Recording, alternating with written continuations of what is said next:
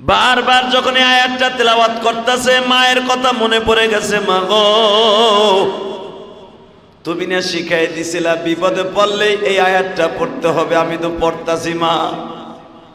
যেইভাবে যাত্রী থেকে মেরে মেরে সব টাকা পয়সা সোনা গয়না নিয়ে যাইতেছে, মহিলাদের কানের স্বর্ণগুলো ছিঁড়ে ছিঁড়ে লয়ে যাইতেছে, মা আমার কাছেও তো স্বর্ণের 8টা পয়সা আছে। সুবহানাল্লাহ বলেন। আমার কাছে তো 8টা স্বর্ণের পয়সা আছে। একটু পরে তো আমার এই স্বর্ণের 12টা 10টা যা আছে নিয়ে যাবে, আমি তো ধরা খেয়ে যাবো গো মা। কিন্তু আমি তো পড়তাছি মা, জানি না আমাকে আল্লাহ রক্ষা করবে কিনা। এই কথা ভাবতে ভাবতে ভাবতে ভাবতে ডাকাত দল আব্দুল কাদের জিলানীর সামনে দিয়ে যায়, কিন্তু ছোট বাচ্চা হিসেবে ওরে জিগায়ও না তোর কাছে কিছু আছে কিনা। একবার দুইবার তিনবার পাইচারে দিছে। হঠাৎ করে ডাকাতের লিডার জিগায় সবার কাছ থেকে তো লইলি, এই বাচ্চারে জিগে তোর দেখতে তো ফুটফুটে চেহারা, গোলাপ ফুলের মতো চেহারা, আর জিজ্ঞেস করতো ওর কাছে কিছু আসেনি, অথবা কেউ ওর কাছে কিছু জিম্মাদারি রাখছেনি।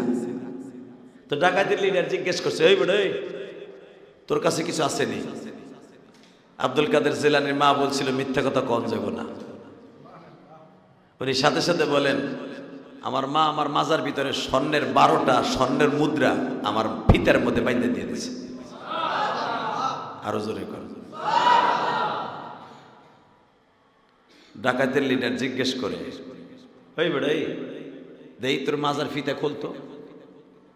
মাজার ফিতাটাই খুলিয়া দেখে স্বর্ণের 12টা মুদ্রা দেখা যায়।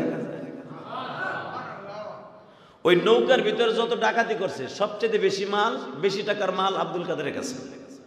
12টা স্বর্ণের পয়সা আপনি কি মনে করলেন? আল্লাহ, ওই জামানার 12 টাকা 12, কারণ আব্দুল কাদের জন্ম হয়েছে আজ থেকে 1200 বছর আগে। সুবহানাল্লাহ।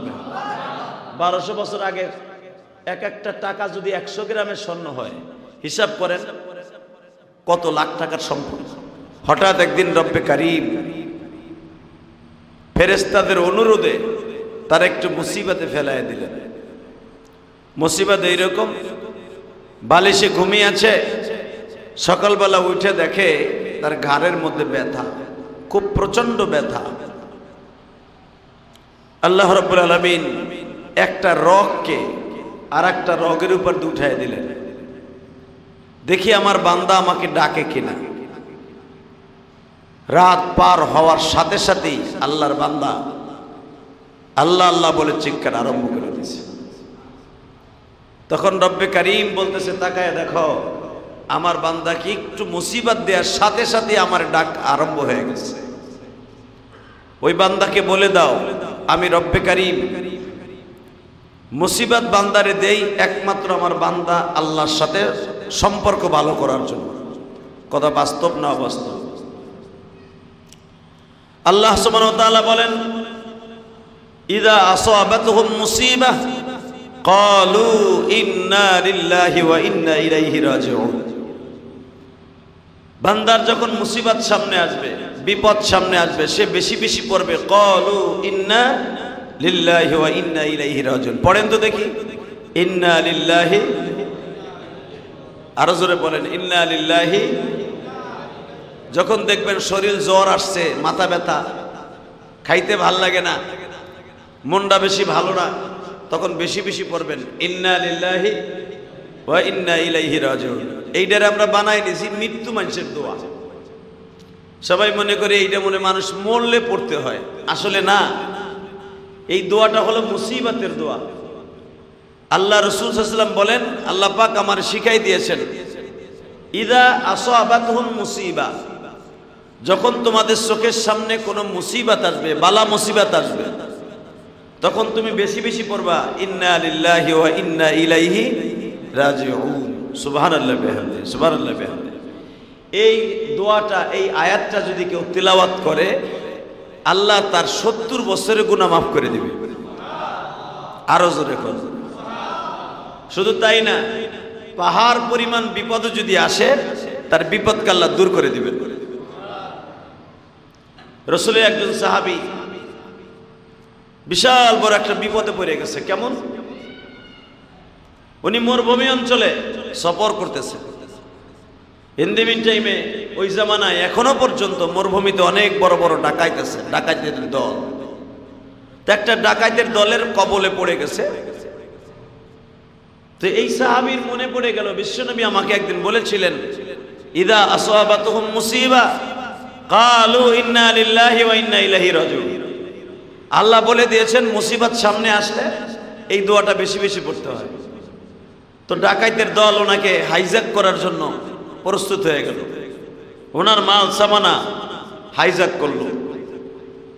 দেখবেন ডাকাত যখন ডাকাতি করতে আসে, যখন দেহে ধরা খাইয়েই গেছি, তখন ওই বাড়ির মালিকরে ধইরা অনেকে মাইরাও ফেলায় কিনা ঠিক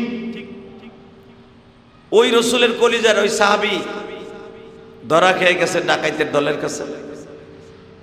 দেখলেন প্রাণ নাশের ভয়, যে কোনো মুহূর্তে তাকে মেরে ফেলতে পারে এখন ডাকাইত দল। তো উনি একটা মনে পড়ে গেল, আমার নবী বলেছিল ইদা আসাবাতুহুম মুসিবা, আল্লাহ পাক বলছে যখন তোমাদের সামনে কোনো মুসিবত আসে, বিপদ আসে, তখন তুমি বেশি বেশি পড়বা ক্বালু ইন্না লিল্লাহি ওয়া ইন্না ইলাইহি রাজিউন।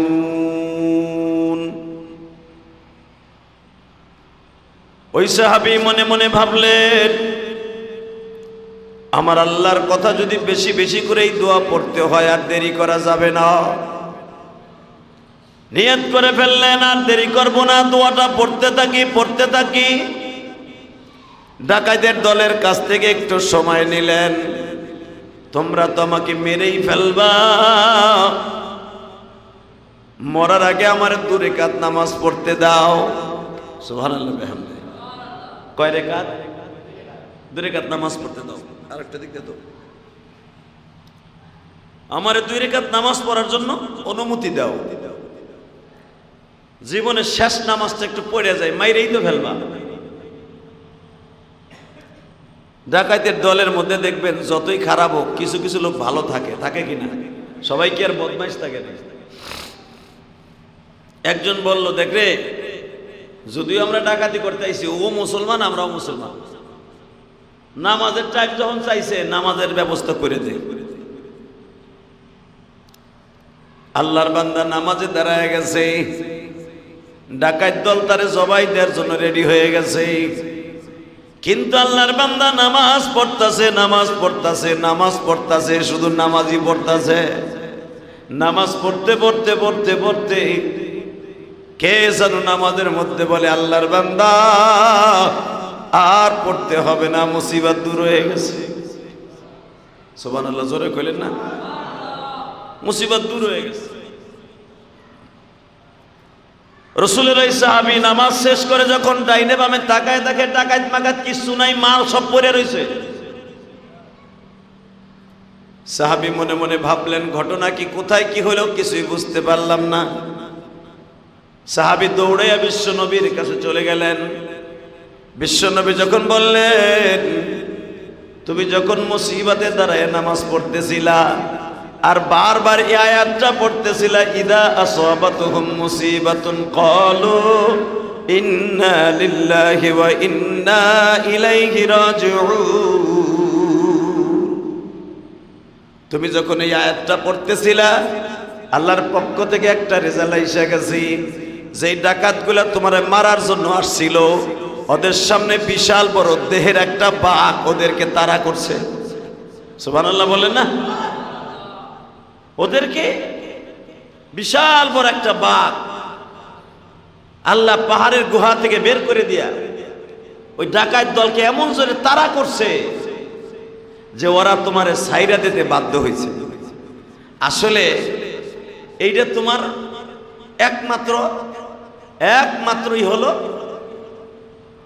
তুমি যে আমার রব্বে কারিমের প্রশংসা করিয়া বিপদ সামনে নিয়ে এই আয়াতটা বেশি বেশি করে তেলাওয়াত করছো, আল্লাহ তোমার মুসিবত থেকে দূর করে দিয়েছে। সুবহানাল্লাহ বিহামদিহি, সুবহানাল্লাহ বিহামদিহি। যখনই দেখবেন কোনো মানুষের সামনে বিপদ এসে গেছে, তখনই বেশি বেশি পড়বেন ইন্না লিল্লাহি ওয়া ইন্না ইলাইহি রাজিউন। ইমাম আবু হানিফা রাহমাতুল্লাহ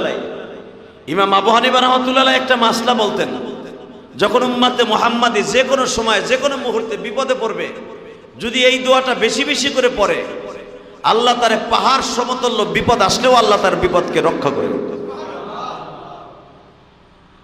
যেরকম ভাবে আমি আপনাদের আরেকটা ঘটনা শুনিয়ে দিই। আব্দুল কাদের জিলানী রহমাতুল্লাহ আলাইহির মা অনেক বড় নেককার ছিলেন, অনেক বড় নেককার। এমন নেককার ছিলেন যে আব্দুল কাদের জিলানী সম্পর্কে একটা ইতিহাসে পাওয়া যায়, যিনি মায়ের গর্ভ থেকে 18 পারা কোরআন শরীফ মুখস্থ করে আসছে। এটা টাটকা ভুয়া কথা, মিথ্যা কথা। মায়ের গর্ভ থেকে কোরআন শরীফ শিখা আসে নাই, কিন্তু মা যে পড়ছে ওইটার আসর আব্দুল কাদের জিলানীর উপরে পড়ছে। এই জন্য সন্তান গর্ভে আসলে সুন্নাত হলো বেশি বেশি করে নেক আমল করা, এটা হলো নিয়ত। তো আব্দুল কাদের জিলানী রহমাতুল্লাহ আলাইহির আম্মা মহিউদ্দিন, তখন আব্দুল কাদের জিলানীর নাম তো মহিউদ্দিন আব্দুল কাদের জিলানী, জিলান শহরে তার বাড়ি। তো ওনার মা আব্দুল কাদেরকে পেটের মধ্যে রাইখা সবসময় কোরআন শরীফ পড়তেন, সবসময় কোরআন শরীফ পড়তেন। তো আব্দুল কাদের জিলানী রহমাতুল্লাহ যখন উস্তাদের কাছে কোরআন শরীফ পড়ার লেগে গেছে, দেখে উস্তাদ যেটুকু পড়াইতে চায় উনি সামনের গুলা সেভাবে পড়ে। সুবহানাল্লাহ কইলেন না? জিজ্ঞেস করা হলো, তুমি কি তোমার মার কাছে পড়ছো? মহিউদ্দিন আব্দুল কাদের জিলানী বলেন, আমার মা আমাকে দুধ খাওয়াইতেন আর কোরআন শরীফ পড়তেন। আরো জোরে। উস্তাদ জিজ্ঞেস করে, দুধ খাওয়াইতেন, এই আয়াতগুলো তেলাওয়াত করতে তুমি কেমনে জানতা? মহিউদ্দিন আব্দুল কাদের বলেন, আমার মার মুখে আমি শুনছি। যখনই আমার মা আমাকে গর্ভধারণ করেছিল, ওই গর্ভে অবস্থায় আমার মা কোরআন পড়তেন। আবার যখন আমাকে দুগ্ধ পান করাইতেন, আমার মা কোরআন শরীফ পড়তেন। ওই মায়ের মুখে কোরআন শুনতে শুনতে শুনতে শুনতে আমার মুখস্থ হয়ে গেছে।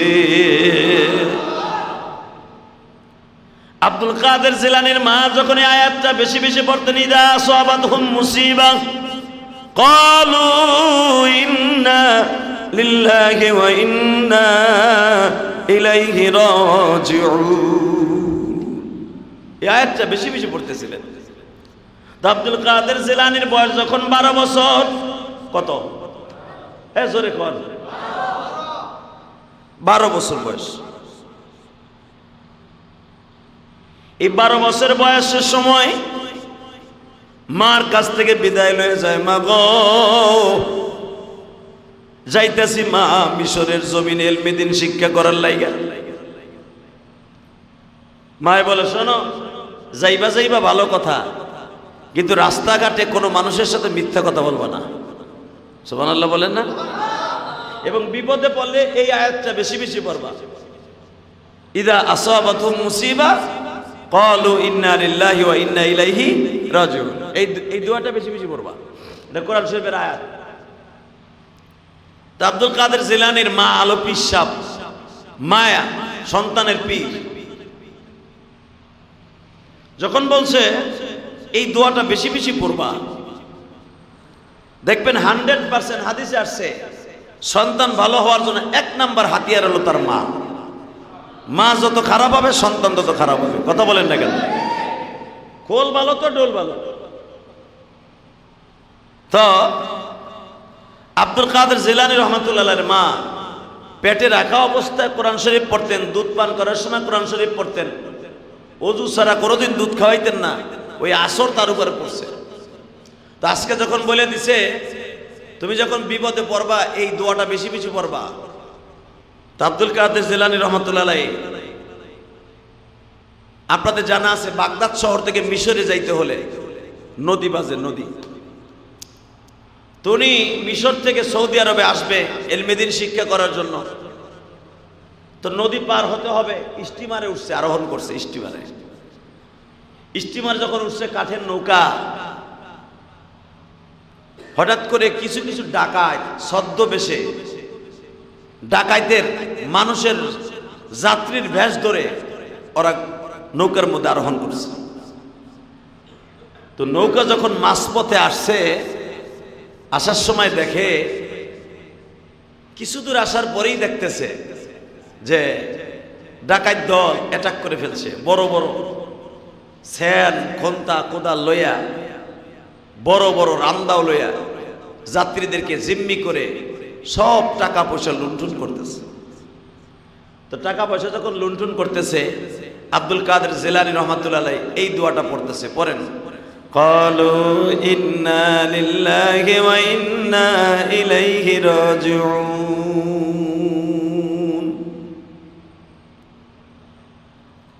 বারবার যখন এই আয়াতটা তেলাওয়াত করতেছে, মায়ের কথা মনে পড়ে গেছে। মা গো, তুমি না শিখাই দিছিলা বিপদে পড়লে এই আয়াতটা পড়তে হবে, আমি তো পড়তাছি মা। যেইভাবে যাত্রীদেরকে মেরে মেরে সব টাকা পয়সা সোনা গহেনা নিয়ে যাইতেছে, মহিলাদের কানের স্বর্ণগুলো ছিঁড়ে ছিঁড়ে লয়ে যাইতেছে, মা আমার কাছেও তো স্বর্ণের 8টা পয়সা আছে। সুবহানাল্লাহ বলেন। আমার কাছে তো 8টা স্বর্ণের পয়সা আছে। একটু পরে তো আমার এই স্বর্ণের 12টা 10টা যা আছে নিয়ে যাবে, আমি তো ধরা খেয়ে যাব গো মা। কিন্তু আমি তো পড়তাছি মা, জানি না আমাকে আল্লাহ রক্ষা করবে কিনা।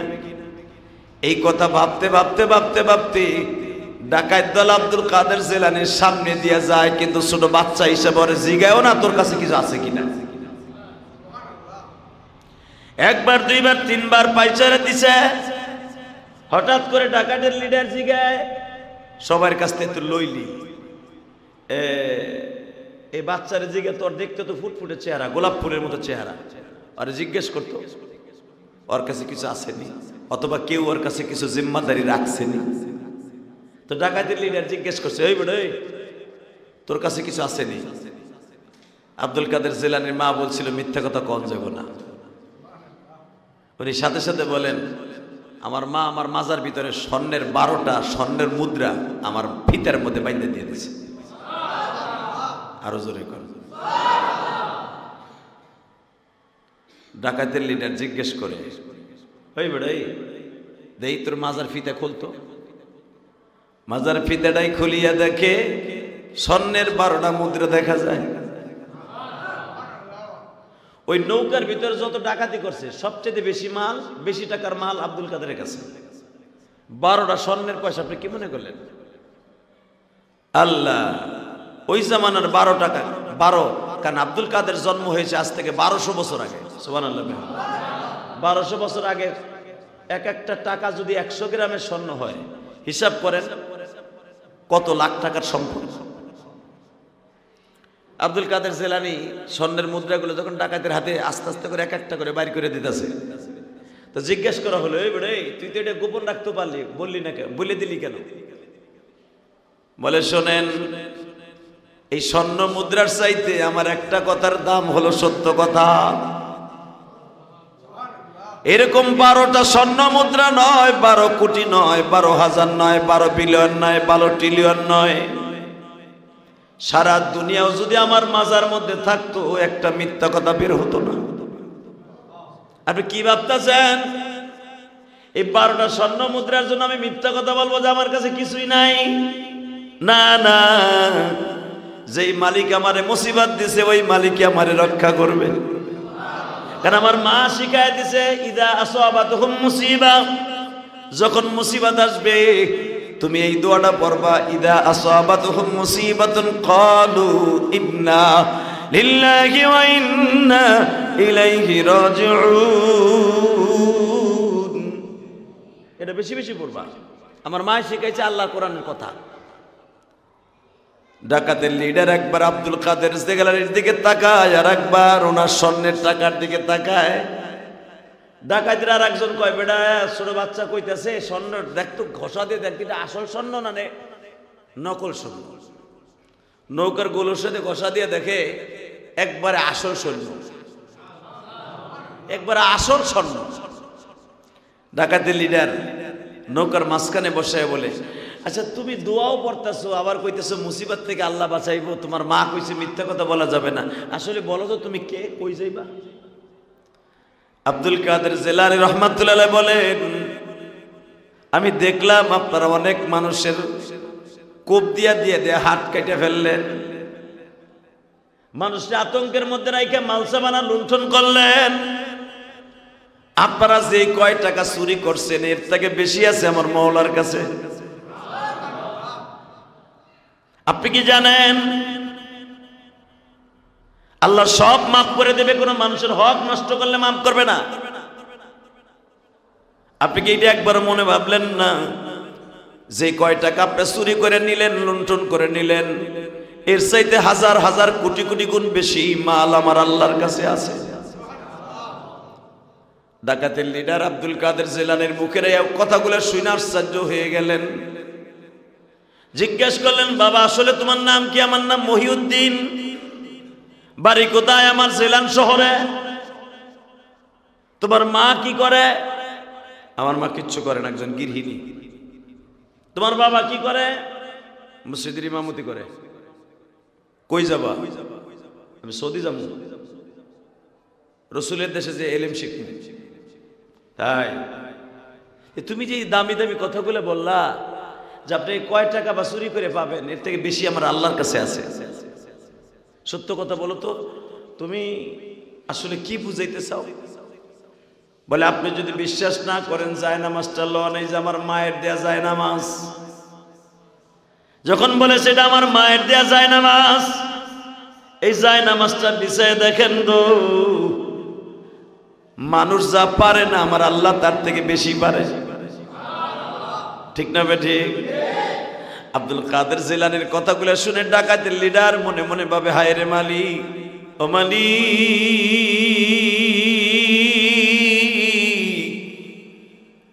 জীবনে কত মানুষের মাল লুণ্ঠন করলাম,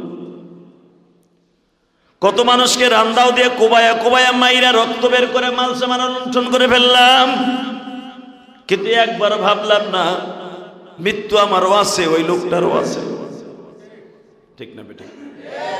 আইনামা তাকুনু ইউদরিকুমুল মাউত ওয়ালাউ কুনতুম ফি বুরুজিম মুশাইয়াদা। মৃত্যু যখন আসবে কেউ আমারে ধরে রাখতে পারবে না।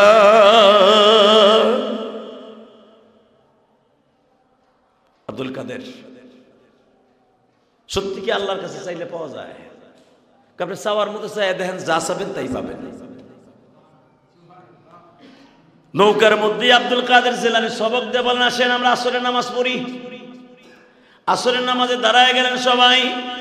নামাজের মধ্যে থেকে ডাকাতের লিডারের মধ্যে ইলহাম শুরু হয়ে গেছে।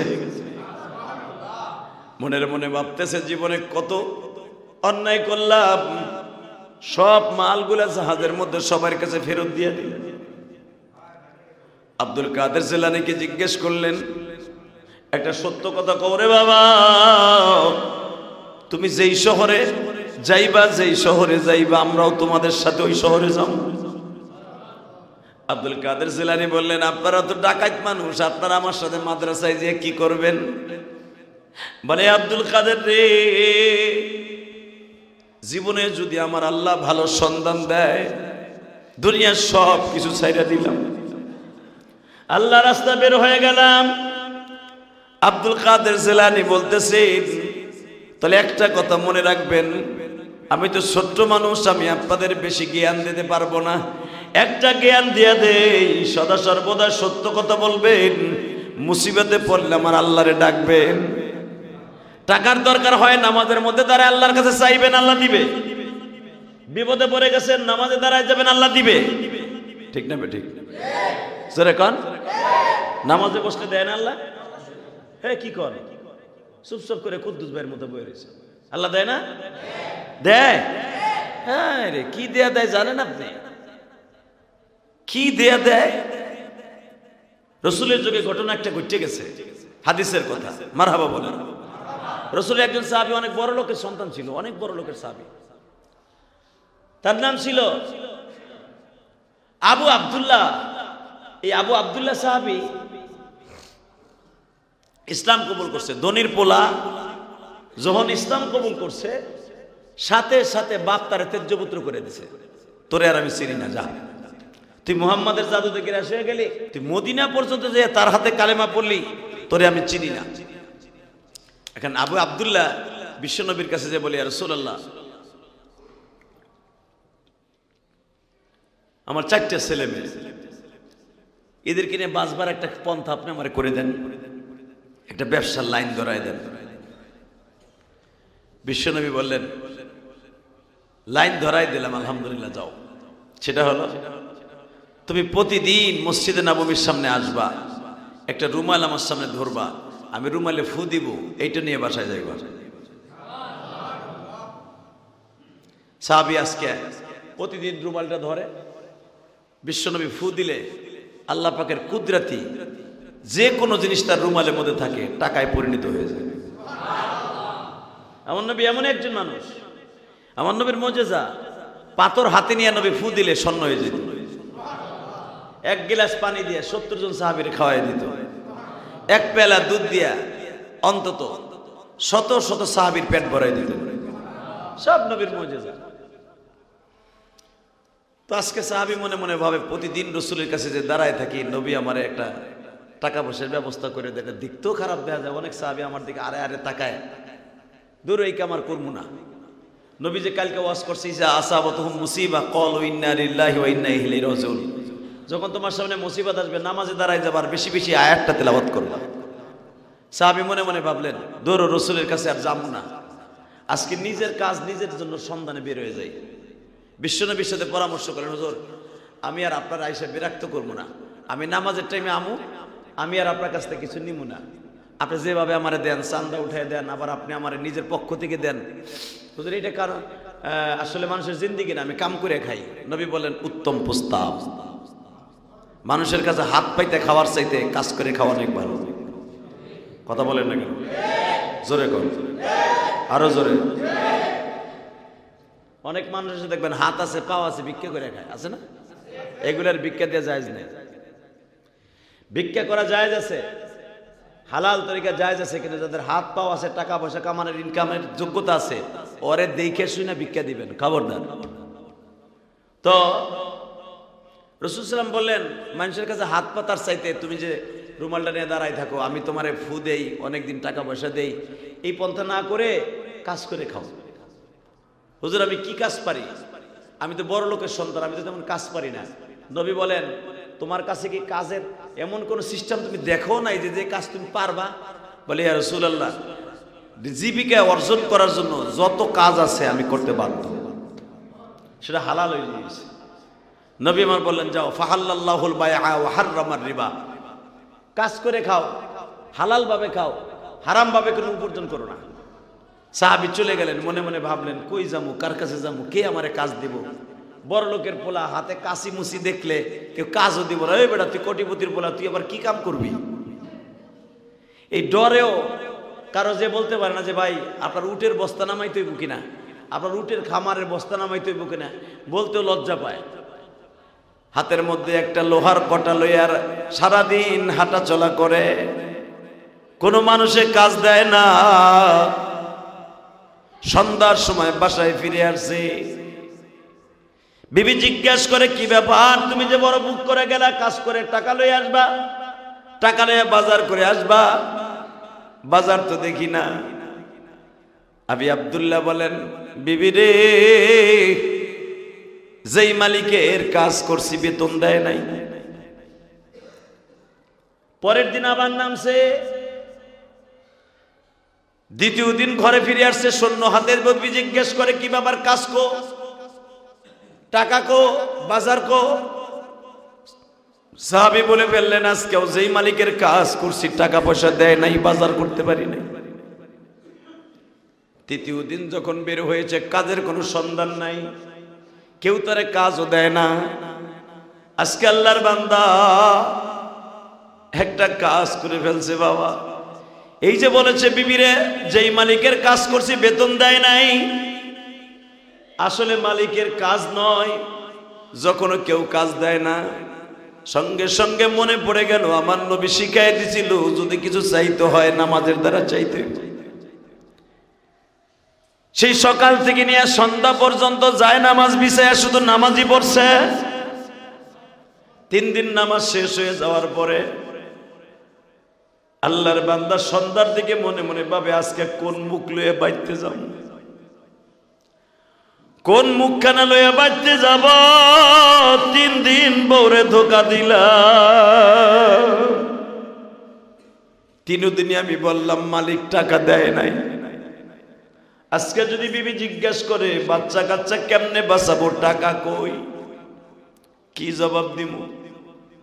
অন্তত বিবির মনটারে বুঝ দেওয়ার জন্য একটা ফোন দিয়ে আটকে লই, বিবির একটু সান্ত্বনা দেওয়ার জন্য একটা নতুন একটা পন্থা অবলম্বন করি। কি?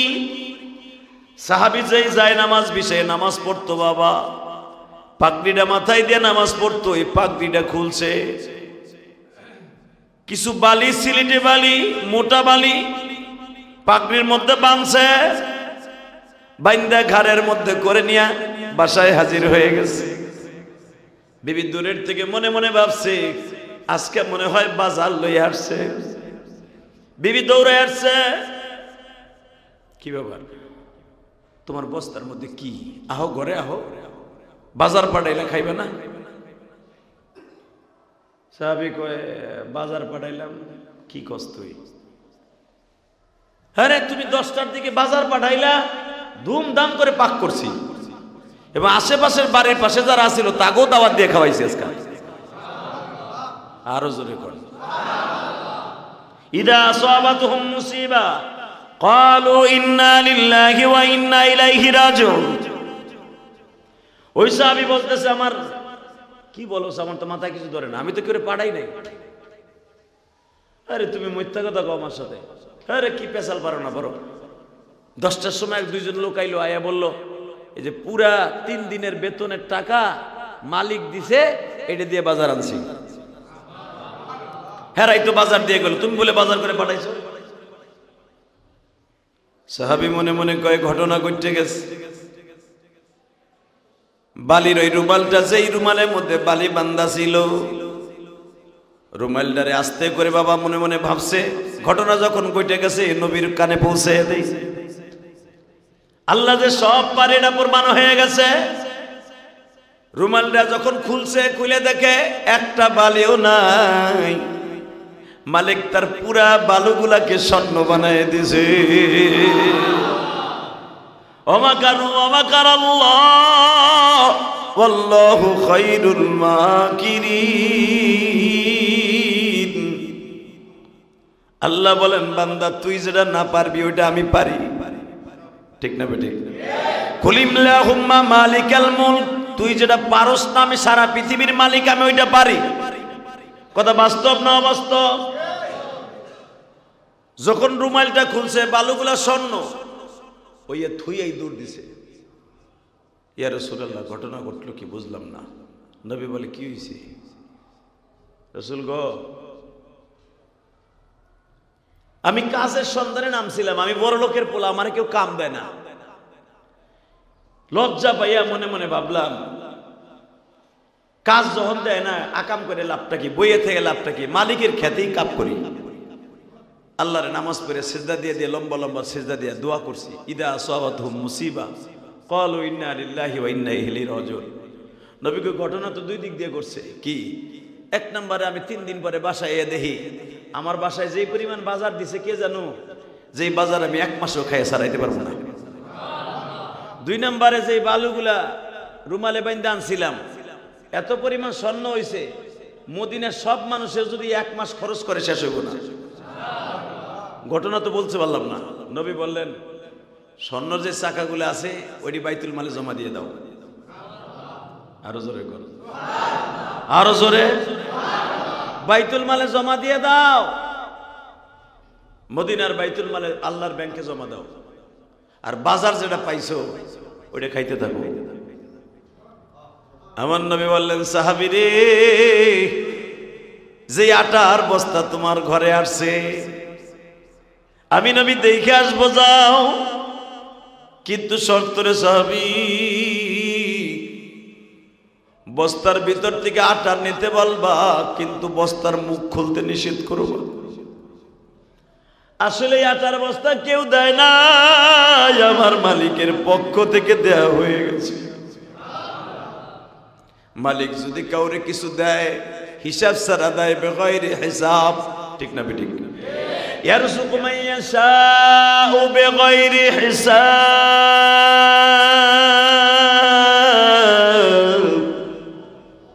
আল্লাহ বলেন আমি যদি কাউরে রিজিক দেই ইয়ারযুকু মাইয়াশা, আমি আল্লাহ কাউরে রিজিক দিব, খাবার দিব, বিগাইরি ইয়ারযুকু মাইয়াশা বিগাইরি হিসাব। সূরা আল ইমরানের মধ্যে আল্লাহ বলেন, আমি যদি কাউরে খাবার দিতে চাই হিসাব ছাড়া তার ঘরে খাবার পৌঁছায় দেই। বান্দা আমি দিলে জীবনে শেষ হবে না। যেমন আপনি যদি কোটি কোটি টাকা ব্যাংকে রাখিয়ে দেন বাবা, ব্যাংকের টাকা যদি আপনি সেভিংসে রাইখে দেন, সুদ খালি বাড়তেই থাকবো। কতক্ষণ টাকা সুদ বাড়বে না? আমার আল্লাহ বলেন, আমি যদি কাউরে খাবার দেই, এই খাবারটা রাইখে দিবা। ব্যাংকের টাকা যেমন সুদ হয়, ডিম পারে টাকায়, আমি আল্লাহর রিজিকের মধ্যেও ডিম পারতে থাকবে, বাড়তেই থাকবে। জোর কর মারহাবা। ব্যাংকে দিলে যদি বাড়ে, আমি আল্লাহ দিলে কি বাড়ে না? আমি আল্লাহ দিলাম। রাসূল সাল্লাল্লাহু আলাইহি ওয়াসাল্লাম বলেন, তোমার খাবারটারে যত্ন করে রাইখা দিবা। খবরদার, প্রতিদিন আটার বস্তার থেকে যে কয়েক কেজি মনে চায় আটা নিতে থাকবা, তেলের ড্রাম থেকে যে কয়েক কেজি তেল খরচ করতে থাকবা, কিন্তু দেখতে যাইবা না তেল কোথার থেকে আসে, দেখতে যাইবা না আটা কোথার থেকে আসে, বস্তায় আটা কে দেয়। ইয়ারযুকু মাইয়াশাউ বিগাইরি হিসাব। আল্লাহ যদি কেউরে দেয় কোনো হিসাব করে দেয় না। ঠিক না বেঠিক? জোরে কর, আরো জোরে। হিসাব করে আল্লাহ কাউকে দেন না, আল্লাহ বেগাইরে হিসাব দেয়। ডাইরেক্ট কোরআন শরীফের আয়াত। আমি যদি কাউরে খাওয়াই, আমার খাওয়ার লিমিট ছাড়া আনলিমিটেড। ওনার নাম কি? জোরে কর, আরো জোরে। যেরকম আমি আপনাকে দেখাই দিই, এক যুদ্ধে বিশ্বনবী মুহাম্মদ রাসূলুল্লাহ সাল্লাল্লাহু আলাইহি ওয়াসাল্লামের সাহাবী 15,500 সাহাবী, খাবারের ব্যবস্থা নাই। এক সাহাবী বললেন, ইয়া রাসূলুল্লাহ, আমার মনটা চাইতেছে আপনিও খান না, আপনার সাহাবীরাও খায় না, আমি আপনার একবেলা দাওয়াত খাওয়াবো। সুবহানাল্লাহ। খাওয়া দাওয়ার বাড়ি যে হ্যাঁ হুজুর, আমি দেখতেছি 3,500 সাহাবী 3 দিন পর্যন্ত একটা খেজুর, এক গ্লাস পানি দিয়ে আপনি তাদেরকে জীবন ধারণ করেন। আমি নিয়ত করছি আপনি সহ 10-15 জন সাহাবীর আমি আমার বাড়িতে মেহমানদারি করব। নবী বলেন, ঠিক আছে, ব্যবস্থা করো। সাহাবীর বাড়িতে একটা ছাগলের বাচ্চা ছিল, বেশি না। ছাগলটার বয়স ধরেন 1.5 বছর হয়েছে। জবাই দেওয়ার পর 19 কেজি গোশ হয়েছে। আলহামদুলিল্লাহ বলেন। 19 কেজি গোশ পাকানোর পরে এটা টিকবো মাত্র 12 কেজি। কথা কর না কেন? না 19 কেজি টিকবো? হ্যাঁ, এর ভিতরে চামড়া আছে, এরপরে গিলা ফ্যাপসা আছে, সব মিলে জিলে 12-13 কেজি টিকবো। তা 12-13 কেজি এই যুগের মানুষ, ওই যুগের সাহাবীরা একজন লম্বা ছিল 12 ফিট, 13 ফিট, 14 ফিট একজন সাহাবী লম্বা। তা যারা লম্বা এত বড়, পেট কি তোমার আমার মতো নেই? এখন পেটই তো এরকম মনে করে, ধরেন তালের ডঙ্গার মতো একটা পেট। এরা খাইলে তো একজনে 5 কেজি আটা খাই খেয়ে ফেলতে পারতো। সুবহানাল্লাহ। সাহাবীরা যেমন খাইতেন, যত খাইতেন তত কাম করতেন। তো সাহাবা একরাম এত বড় বড় সাহাবী একটা ছাগল জবাই দিছে, 8 কেজি আটা খামির কইরা রুটি বানায়া 1 বল রুটি হয়েছে।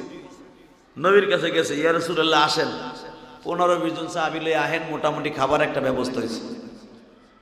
নবী আমার 15-20 জনের দাওয়াত দিছে। রসুল যা আসিল 3,500 সাহাবী, তার ভিতরে অর্ধেক লইছে। 3,500 সাহাবী থাকলে যদি অর্ধেক লয় কত হয়? 1700 সাহাবী লই রওনা দিছে। সুবহানাল্লাহ বলেন না? সাহাবী বলতেছে, ইয়া রাসূলুল্লাহ, আমি 1700 না, আমি 17 জনের দাওয়াত দিছি। যেগুলো আপনি রওনা দিছেন এগুলো তো আমার বাড়ির কাছে গেলে বাড়ির জায়গাও নাই। নবী বললেন, উসকুত সুকুতাম মা ফি ওয়াক্তিম মা, কথা কবি না, হাঁটতে থাক। ইদরিবুল আকদাম, সামনে হাঁট। সাহাবী মনে মনে ভাবে, দাওয়াত দিয়েও তো বিপদে পড়লাম, না দিলেও তার এক ভালো ছিল। বউ রাতের যে কেলানি আজকে খামু, কঠিন খাওয়া খামু আজকে। বউ কইবে, বেটা তুই দাওয়াত দিছ 17 জনের, আইছে 1700, তোরে আর তোর বাপ রে একসাথে ভর্তা বানাবো বটি দিয়া। কথা কর না কেন? আমাকে জাহেল মার্কা বুড়োতে এই করতো। এই কথা কন, বিশ্বাস নয়? আপনার বউর কাছে দাওয়াত দিবেন 3 জনের, লয়ে যাবেন 17 জন। আপনার বউ ওই দরজার থেকে একবারে চাপা দিয়ে পারে সিপার মধ্যে ফেলাই দিয়ে কেন হইতে থাকবে আগে, যে মগার তোর মাথায় কি বুদ্ধি নাই, বাটপার? কথা কর না কেন?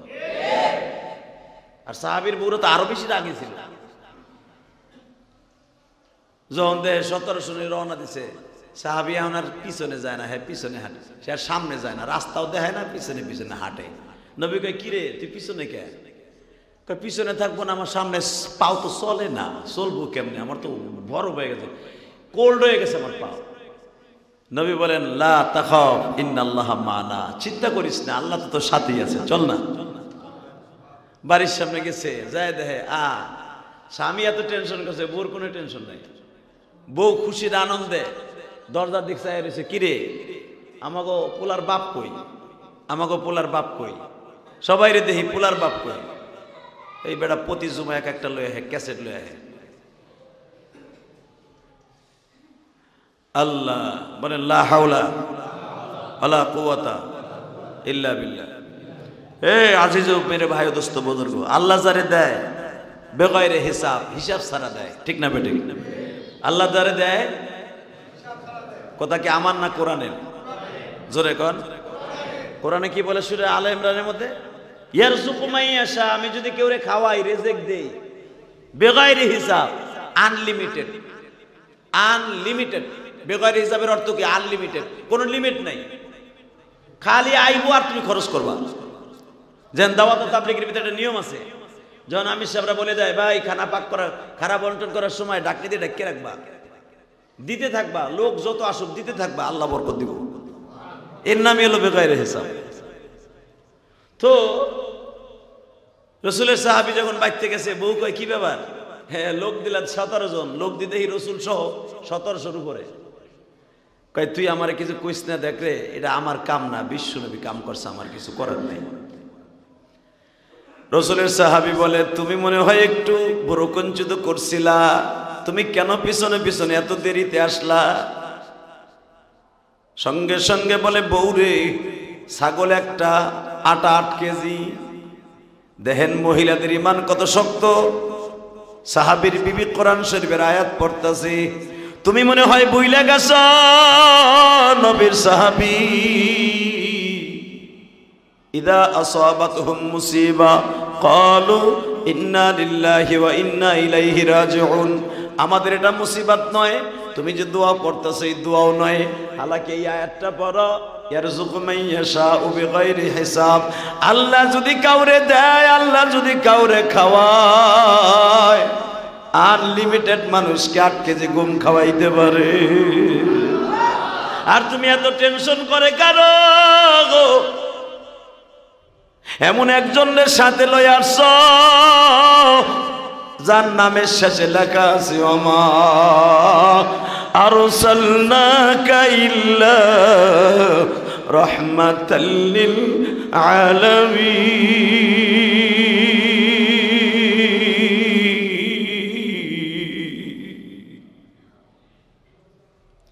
তুমি কি কোরআনে এই আয়াতগুলা ভুলে গেছো?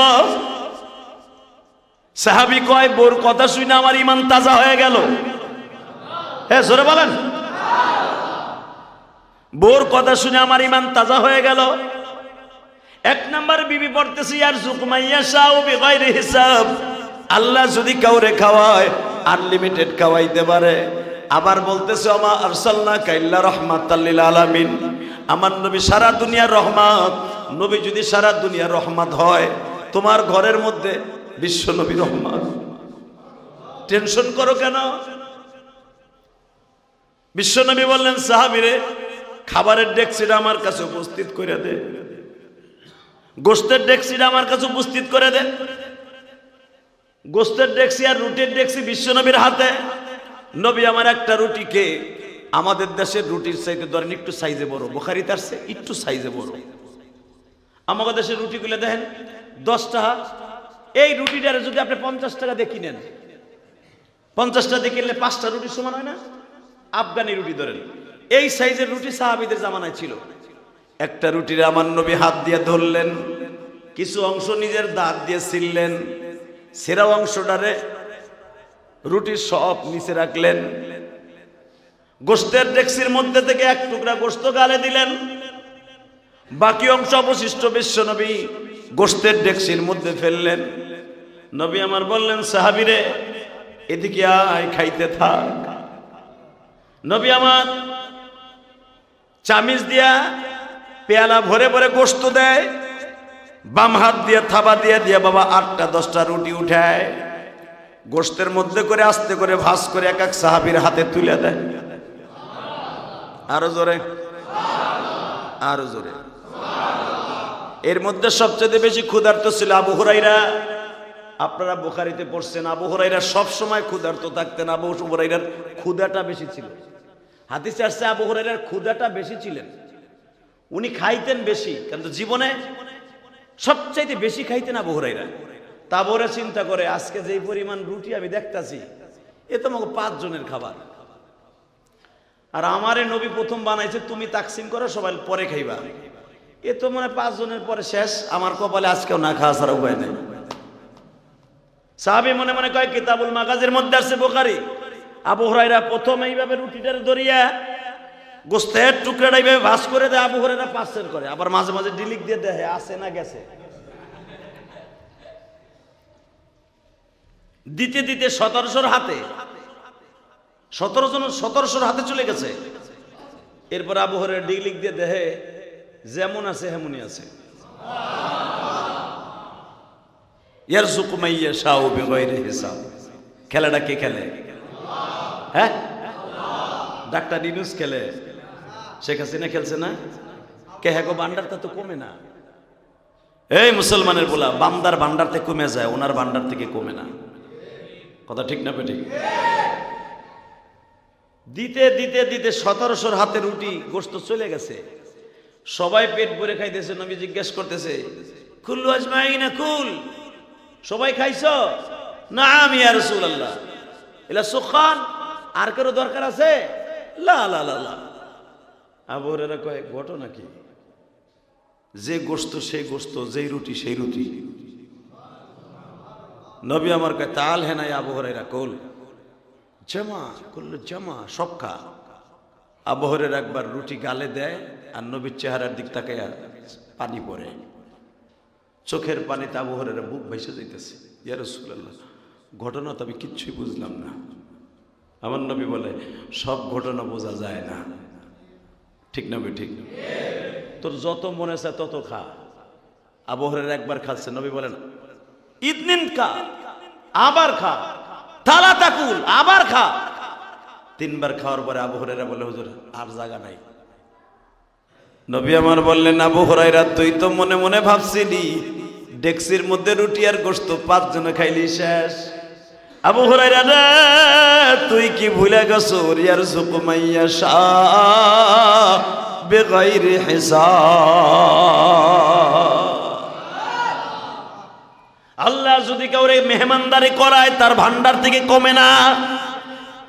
আবু হুরায়রা রে মানুষ সম্পদ করে 2 ভাবে, একটা হলো আল্লাহর সাথে দিয়ে, আর একটা হলো আল্লাহরে বাদ দিয়া। কথা কর না কেন?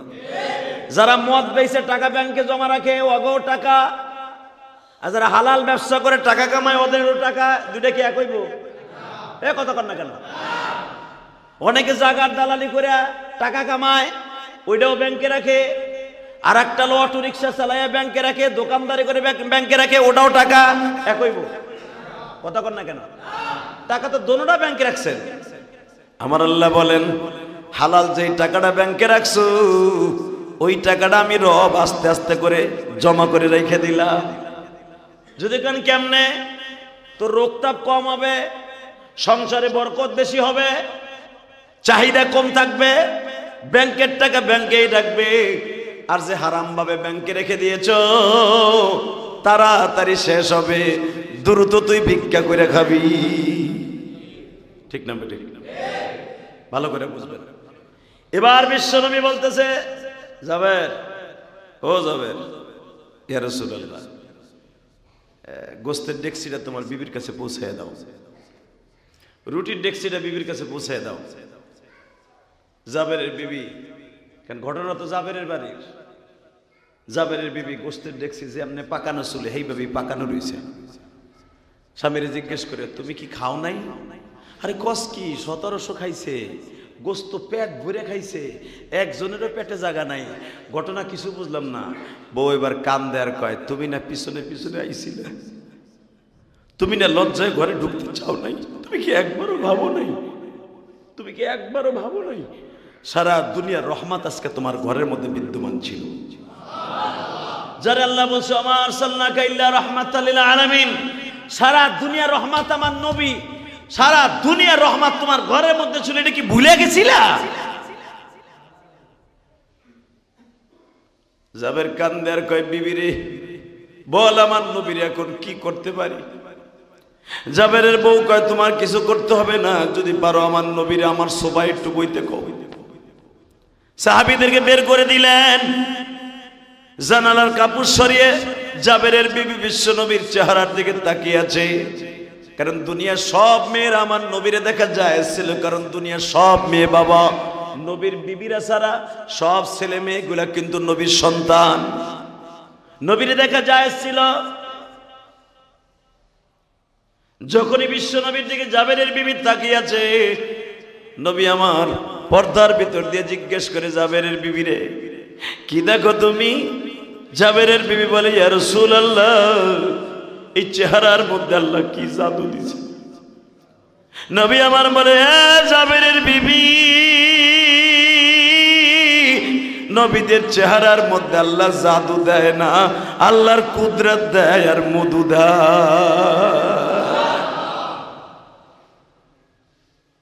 বুঝলেন? আল্লাহ যদি কাউরে খাওয়ায়, আনলিমিটেড খাওয়ায়, মুসিবতে পড়লে দোয়া পড়তে হবে। পড়েন ক্বালু ইন্না লিল্লাহি ওয়া ইন্না ইলাইহি রাজিউন। মনে থাকবে তো ইনশাআল্লাহ? আল্লাহ সবাইকে কবুল করুন, আমিন। আসেন তওবা করে আস্তাগফিরুল্লাহ রাব্বি মিন কুল্লি যামবি ওয়া আতুবু ইলাইহি লা হাওলা ওয়ালা কুওয়াতা ইল্লা বিল্লাহিল আলিয়্যিল আযীম।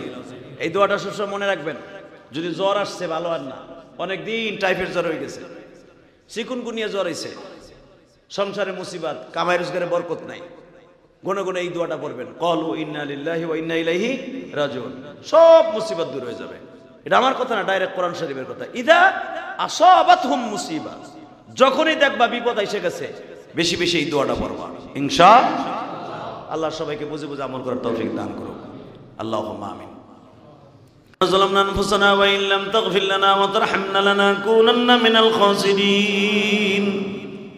اللهم اغفر لنا ولوالدينا رب ارحمهما كما ربياني صغيرا. নিজের হাতে বান্দা তুমি বানায়া কোনদিন মাফ না করে পারবে। আল্লাহ তুমি তাকায় দেখো,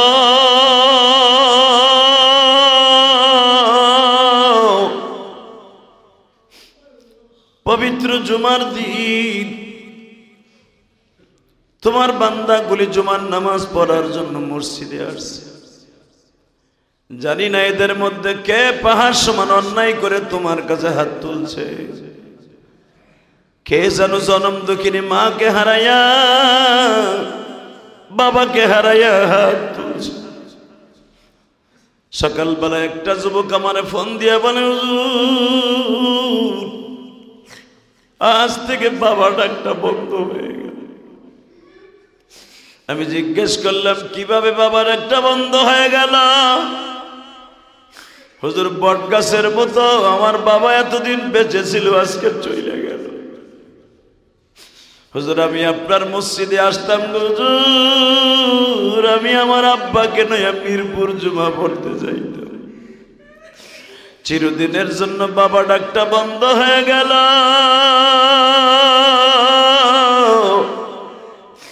বাবার লাশ লইয়া অ্যাম্বুলেন্সে গ্রামের বাড়ি যাইতেছি। ছেলেটা কান্দে আর বলে, নবীজি বলেছে ও সাহাবীরা, যখন বাবা চলে যাবে তখন বুঝবা বাবা কি ছিল। আল্লাহ এরকম বাবা যাদের কবরে চলে গেছে, কবরটা জান্নাতের বাগান বানায় দিবা। আল্লাহ এখানে যারা হাত তুলছে এদের মধ্যে অনেকের মা জনম দুঃখিনী,